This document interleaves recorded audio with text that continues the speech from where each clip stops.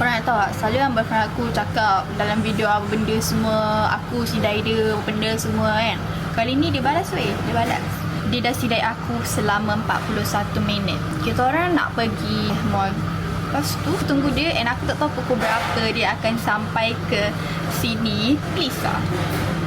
Kita dah fair sekarang. Kita dah fair. Dia jangan nak cakap you terpaling awal. No. Sebelum dia pergi ada lambat juga. Dah. Aku dah balas dendam. Yes. Yolah. Okay guys, hari ni kita orang kat Lalaport tengah test bau perfume. Ni. Okay, ni bau yang ke-6. Apa yang kena? Scandal yang ke-6. Kita nak pergi makan mana? Tak juga. Kenapa? Oh, this time tak bawa mic tu. Kalau bawa mic mesti macam menyusahkan. Sebab vlog hari tu pun dengar je suruh. Okay. Tak relax tu, sempat tak relax. Tapi yang last tadi you pegang bau macam bau Tak payah. bau awet air yang ke tahu. Ada. Habis nak makan mana ni? Ada apa, sabarlah. Kita dah ni. Kenapa marah cok? Marah-marah tak? I okey je makan mana, asalkan makanan. Dia belanja ke? Ada kaya lah. Tapi this time pakai duit you dulu. Dah lah, saya nak beli I dulu je. Contoh. Burger King. Burger King je, mana Burger King? Confirm.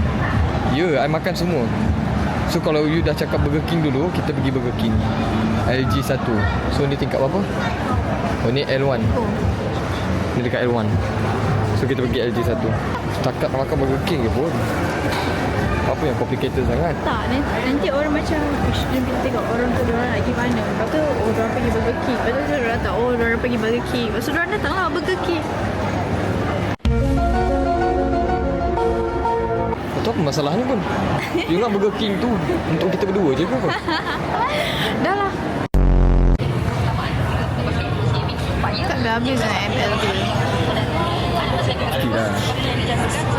Kita punya lelaki punya dream.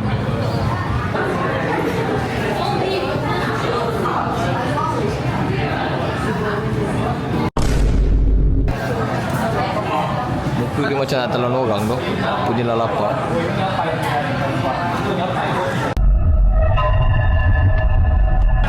What the heck? Tak.